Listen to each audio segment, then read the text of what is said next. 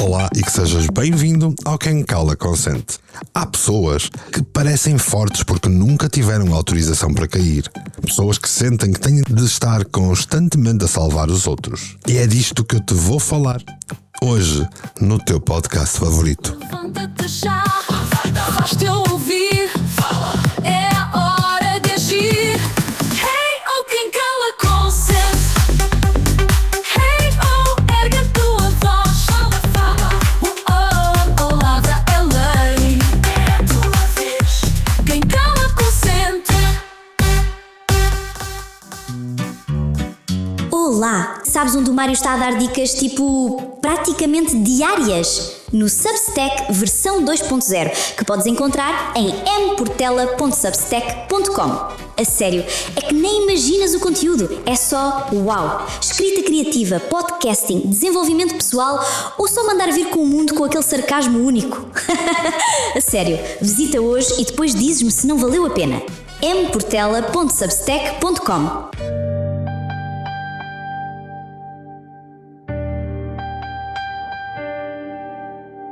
Bem-vindo ao podcast, mas deixa-me fazer-te uma pergunta antes de começarmos. Quando foi a última vez que pediste ajuda? Não aquela ajuda logística de podes-me dar boleia. Estou a falar de ajuda a sério, a ajuda que implica mostrar que não tens tudo sob controlo. A ajuda que exige que admitas, mesmo que só para uma pessoa, que estás a afundar-te. Lembras-te de um momento assim? Mas tens uma justificação muito bem preparada para não teres feito isso. É que se este é o teu caso, vai saber-me muito bem trabalhar contigo hoje, neste episódio. Há um dado que me persegue há algum tempo. Há um estudo publicado no Journal of Occupational Health Psychology que revelou que os profissionais da alta performance são, paradoxalmente, os que menos procuram apoio em momentos de crise, mesmo que este apoio esteja disponível. Não é por falta de recursos, não é por falta de acesso, é por uma razão muito mais silenciosa e muito mais profunda, porque algures, num momento da vida que já não se consegue sequer tratar, se aprendeu que precisar de ajuda era uma forma de falhanço. E desde então, nunca mais pararam. No teu caso, resolves os teus problemas? Carregas um grupo às costas, salvas as situações todas, és o primeiro a chegar e o último a sair, toda a gente sabe que pode contar contigo. E tu, de certa forma, orgulhas-te disso? Faz parte da tua identidade? É quem tu és? Mas e se eu te disser que isso não é caráter? Isso é apenas e só uma cicatriz muito bem disfarçada de medalha. Bem-vindo ao Quem Cala Consente. Eu sou Mário Portela e este é o episódio 198. Hoje não vamos falar de fraquezas, vamos falar de algo muito mais difícil de confrontar. Vamos falar de forças. Desta força que carregamos todos os dias como se fosse um fato que vestimos de manhã e só tiramos quando já ninguém está a ver. E mesmo assim, às vezes nem nessa altura os tiramos. O episódio de hoje chama-se A Prisão Invisível da Pessoa Competente e foi feito exatamente para aqueles que em toda a gente se apoia, para aqueles que são chamados quando há um problema a resolver, para aqueles que sorriem, que entregam, que aparecem e que, no caminho de casa, em silêncio, se perguntam quando é que alguém vai perguntar como é que eles estão. Imagina uma armadura medieval, pesada, trabalhada, imponente. Coloca peça a peça num corpo jovem que entrou numa guerra sem pedir para isso. No início, a armadura era necessária, protegia, salvava. Era a diferença entre sobreviver e não sobreviver. E o guerreiro aprendeu a usá-la tão bem que se tornou imbatível.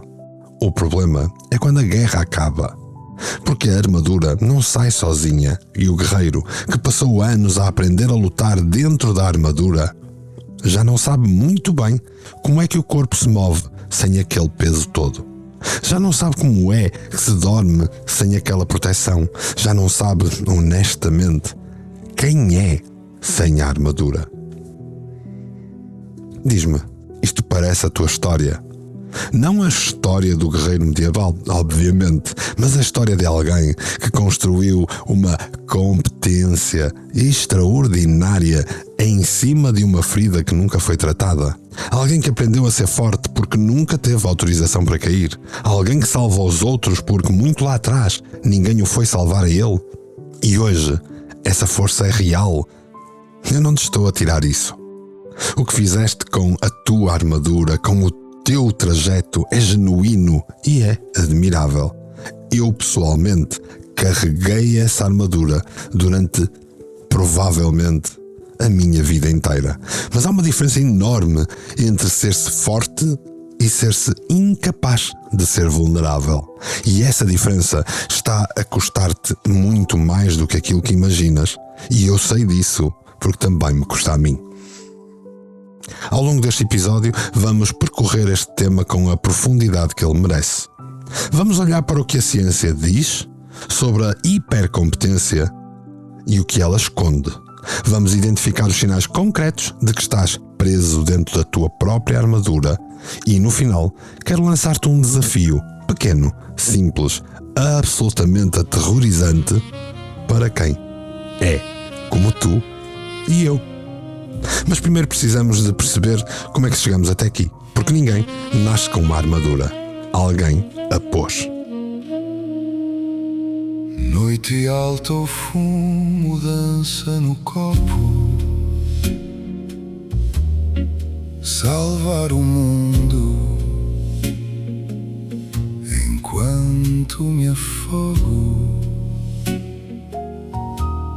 Sou o salva-vidas de peito cansado que oferece o seu ar a um corpo afogado.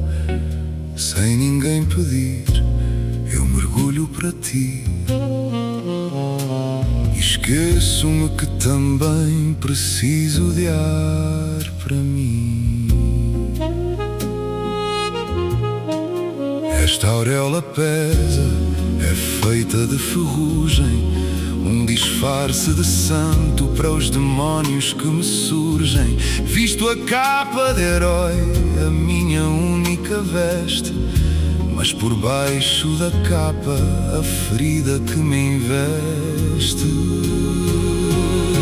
É o meu canto salvatores, a minha missão. Resgate, Dar-te o meu norte, a minha direção. frustração, Eu sou o farol, a âncora, o cais. culpa, E no teu naufrágio encontro a minha paz. Então vamos lá perceber o que se passa realmente. Não de forma abstrata, não com aquela linguagem clínica que parece feita para nos manter à distância do problema. Vamos tentar perceber o que se passa connosco, no nosso corpo, na nossa cabeça, nas nossas relações. Porque o que estamos a falar hoje tem nome, tem mecanismo, tem causa e, mais importante, tem solução. Começa tudo muito antes de sermos adultos. John Bowlby, um psicólogo britânico, passou décadas a estudar como é que as crianças desenvolvem a sua relação com o mundo a partir da relação que têm com as suas figuras de referência. O que ele descobriu mudou para sempre a forma como nós entendemos hoje o comportamento humano. Quando uma criança cresce num ambiente onde todas as suas necessidades emocionais não são consistentemente satisfeitas, seja por ausência, por exigência excessiva, por instabilidade ou até por trauma, esta criança desenvolve o que nós chamamos de apego evitante. O que significa isto na prática? Significa que a criança aprende, de forma completamente inconsciente, que depender dos outros é perigoso, que mostrar necessidade leva à rejeição, à decepção ou ao abandono. E então faz a única coisa lógica que um ser humano pequeno e inteligente pode fazer: decide que vai tratar de si mesmo. E faz isto muito, muito bem. E toda a gente aplaude. Que gira! A criança está madura, está linda, responsável. Nunca dá trabalho. Já ouviste alguma destas frases aplicadas a ti? Porque se ouviste, quero que percebas uma coisa: não era um elogio. Era o sintoma a ser confundido com uma virtude. Ai, porta-se tão bem. É tão adulto. É muito esperto. Enfim. Existe um conceito que eu quero que leves contigo a partir de hoje. Chama-se parentificação. É um processo pelo qual uma criança assume, de forma precoce e inadequada, responsabilidades que deviam pertencer ao mundo adulto. Pode ser cuidar de um pai emocionalmente frágil, pode ser o estabilizador da família em caos, pode ser simplesmente aprender que o seu sofrimento é um fardo para os outros e, portanto, é melhor guardá-lo. A parentificação não precisa de ser dramática para deixar marcas profundas. Tu não precisas ter tido uma infância horrível para chegares à vida adulta com uma convicção silenciosa de que tens de merecer o teu lugar. De que o teu valor depende do que entregas, de que parar é o mesmo que falhar. E é aqui que a hipercompetência começa a nascer. Não é um talento, não é um superpoder. É uma estratégia de sobrevivência. Agora vamos ao teu cérebro, porque isto não é só psicológico, é neurobiológico. Quando estás em modo de controlo permanente, o teu sistema nervoso está cronicamente ativado. O teu córtex pré-frontal, a parte do cérebro responsável para tomar decisões, está em funcionamento contínuo e forçado. É como teres um motor a trabalhar sempre, no máximo, sem nunca ir à revisão. E o cortisol, a hormona do stress, mantém-se elevado de forma crónica. Os estudos da Universidade de Stanford mostram que a exposição prolongada ao cortisol elevado compromete a memória, reduz a capacidade empática e, ironicamente, deteriora precisamente as competências cognitivas que nós tanto prezamos. A armadura está literalmente a corroer por dentro. E o resultado? A fadiga da decisão, a dessensibilização emocional. É uma espécie de anestesia interior que começa por ser conveniente e acaba por ser assustadora. Porque um dia olhas para dentro e percebes que já não sentes muito, que estás a funcionar, que és eficiente, mas que alguns no processo ficaste sozinho dentro de ti mesmo.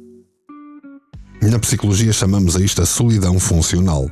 Não é uma solidão de quem não tem ninguém.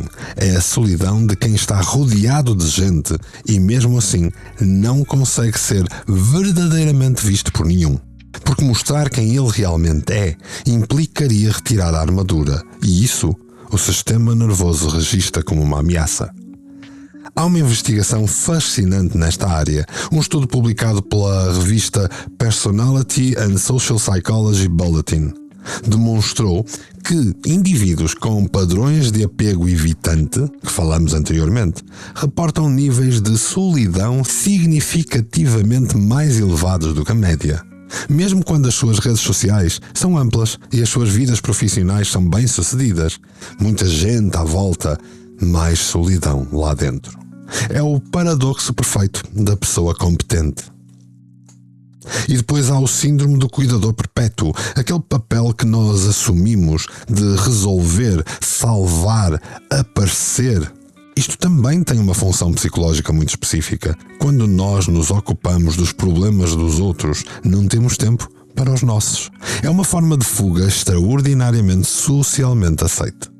Ninguém te vai criticar por seres demasiado prestável. Ninguém vai dizer que tens um problema por seres o pilar de toda a gente. Mas tu sabes, naquele momento de silêncio antes de adormecer, quando a armadura finalmente afrouxa um bocadinho, tu sabes. O que a ciência nos diz de forma clara e sem margem para romantismos é isto: a hipercompetência não é um traço de personalidade. É uma resposta adaptativa a um ambiente que não foi suficientemente seguro. Foi útil, foi inteligente, foi provavelmente necessário. Mas já não somos essa criança e a guerra que estávamos a travar provavelmente acabou há décadas.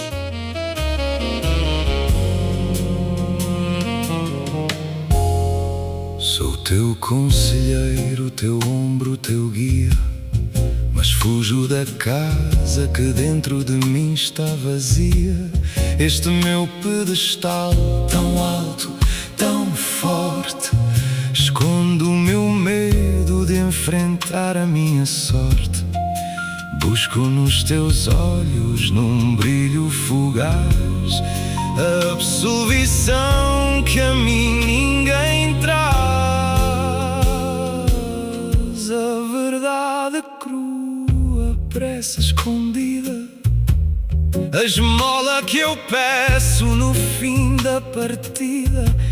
Quem salva toda a gente de um abismo seu só espera que alguém venha salvá-lo a ele.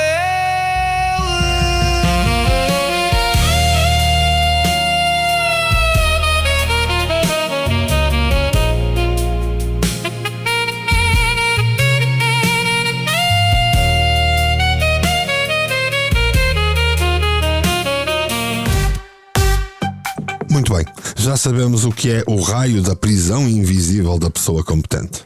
Já sabemos o que faz ao cérebro e às relações. Agora vem a parte que eu quero contigo perceber como desconfortar o processo, libertar qualquer coisa. O primeiro sinal de que estás preso dentro da tua própria competência é tão subtil que a maioria das pessoas passa a vida inteira sem o reconhecer. É a incapacidade de receber. Não é de dar, porque isso fazemos na perfeição, mas de receber.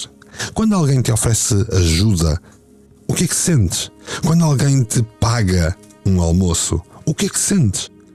Há um desconforto imediato, não há? Há uma vontade quase reflexa de dizer não obrigado, está tudo bem, eu consigo. E depois há uma justificação muito elaborada de porque é que realmente não precisamos. Receber implica dever. Receber implica dependência. Receber implica que há algo dentro de nós que não está completo. E isto reverbera constantemente dentro da cabeça.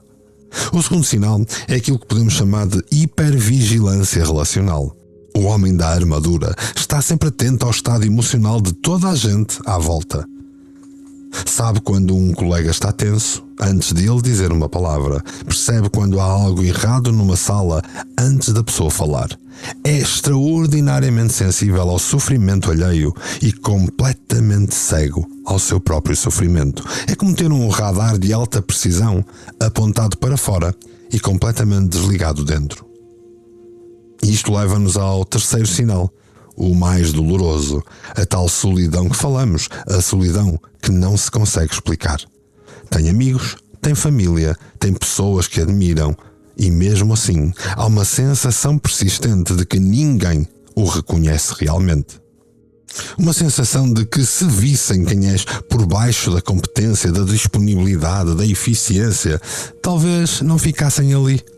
E então não se mostra e a solidão cresce. O silêncio aumenta, sempre com um sorriso na cara e a medalha de hipercompetência. Depois vem o mais traiçoeiro de todos os sinais, a irritação inexplicável com a fragilidade dos outros.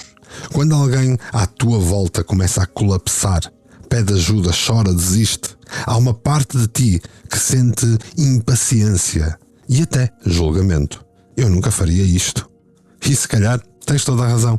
Nunca farias, mas não porque és mais forte, é porque não te permites. E essa proibição que se impõe a nós mesmos, projetamos aos outros sem perceber. Começas a reconhecer alguma coisa disto em ti? Quero propor-te um exercício que, aliás, vais encontrar num workbook gratuito que está no meu Substack em mportela.substack.com. Chama-se o Inventário da Ajuda Negada. É simples, é desconfortável e é provavelmente a coisa mais honesta que podes fazer por ti nos próximos dias. Pega num papel ou no telemóvel, como preferires, e responde a estas perguntas com honestidade que normalmente reservas para resolver os problemas dos outros. Nos últimos 6 meses, houve alguma situação em que precisavas de ajuda e não a pediste? Não precisas de encontrar um momento de crise dramática, pode ser algo simples. Uma tarefa que te custou demasiado tempo porque não pediste apoio, ou uma decisão que tomaste sozinho quando podias ter partilhado o peso. Ou então um momento de angústia que engoliste em silêncio porque não querias preocupar ninguém. Vá, escreve. Sem julgamento, apenas observa. Depois pergunta-te, porquê é que não pediste ajuda? E é aqui que tudo começa a ficar interessante, porque a resposta honesta raramente é não havia ninguém. A resposta honesta costuma ser uma destas ou uma combinação delas. Não queria parecer fraco, não queria ser um fardo. Sei muito bem safar-me sozinho, ninguém precisa saber da minha vida, não confio em alguém que faça tão bem como eu. Ouve estas respostas com atenção, porque não são factos, são crenças, e crenças aprendidas podem ser desaprendidas. Agora preciso de falar-te de algo que vai contra tudo aquilo em que foste treinado a acreditar. Pedir ajuda é o ato mais competente que podes fazer. Não é fraqueza, não é rendição. É literalmente o que as pessoas mais eficazes do mundo fazem de forma consistente. Os líderes mais admirados da história não eram aqueles que sabiam tudo, eram aqueles que sabiam exatamente quando precisavam de alguém que soubesse mais. A inteligência não é fazer tudo sozinho. A inteligência é saber o que não consegues fazer sozinho e ter a coragem de delegar e admitir isto. E aqui está o teu desafio. O desafio final que eu prometi para este episódio. Não te vou pedir para ires a uma terapia esta semana, embora se calhar, se for intenso, não é má ideia.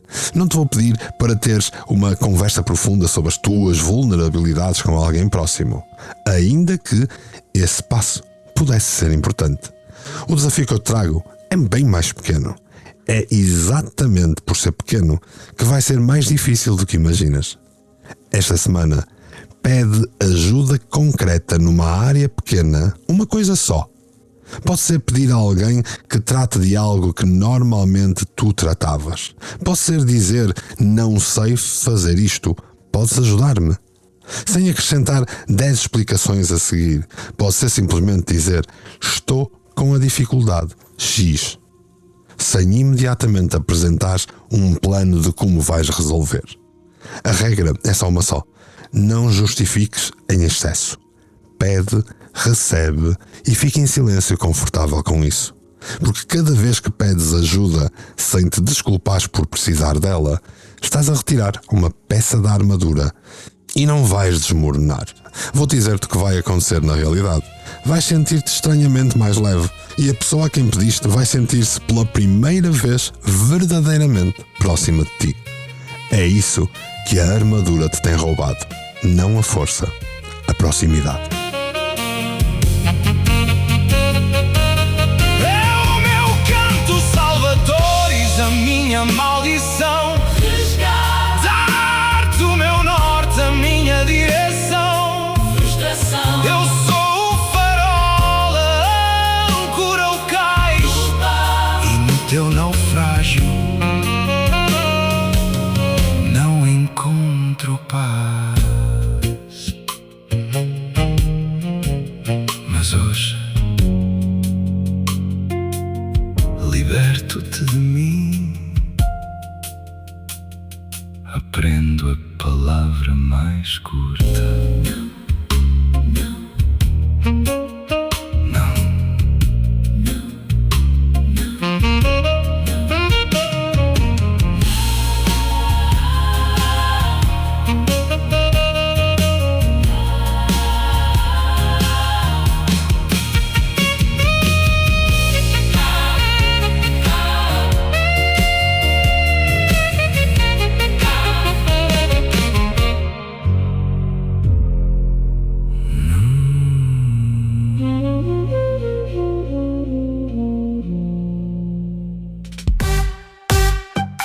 Quero que faças uma coisa por mim agora, na verdade por ti.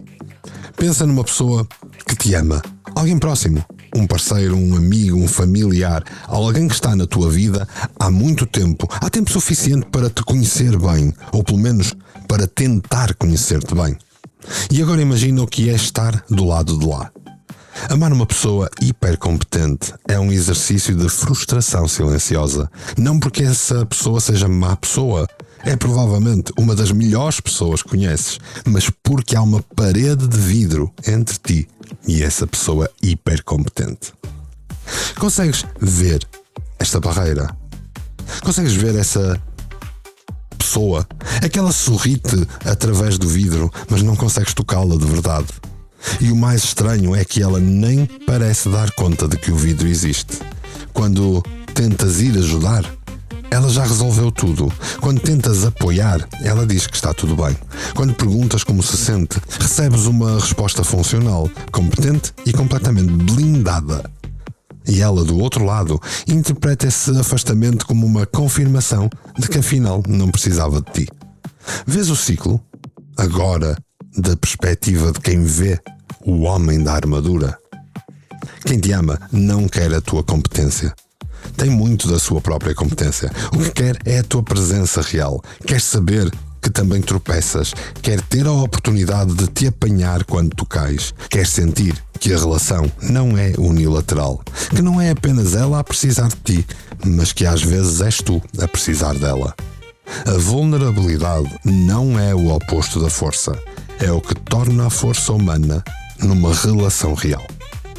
Se ouviste até aqui, certamente já percebeste que este episódio não era sobre produtividade, nem sobre gestão de tempo. Era sobre ti, era sobre mim. Sobre esta parte de nós que trabalha incansavelmente para nunca precisar de ninguém. E que no fundo, mais do que qualquer coisa no mundo, quer é que alguém apareça e diga: eu trato disso, descansa. Portanto, podes descansar. Não precisas de merecer isso. Já mereces só por existir. Se este episódio te tocou, partilha-o com alguém que reconheças isto nele. Às vezes a melhor forma de chegar a uma pessoa de armadura é mostrar-lhe que não está sozinha nisto. Subscreve o Quem Cala Consente, onde quer que estejas a ouvi-lo. Uma subscrição é um voto de confiança que me permite a mim continuar a criar conteúdo semanal que realmente importe. Episódio após episódio, sem concessões, sem filtros. O episódio que aí vem, o 199, já está a tomar forma e eu prometo-te que vai continuar a incomodar nos sítios certos. E foi por aí estares que eu te deixo o meu mais sincero e profundo agradecimento, assim polvilhado com um sorriso. Até lá, retira uma peça da armadura, só uma, e vê o que acontece, e depois diz-me alguma coisa. Contacta-me, diz-me de ti. Afinal de contas, quem cala, consente.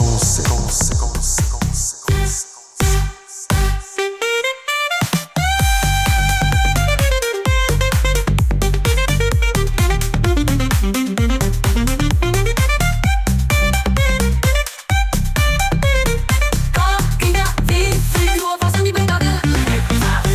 O silêncio acaba aqui. Quem cala, consente. Quem cala, consente.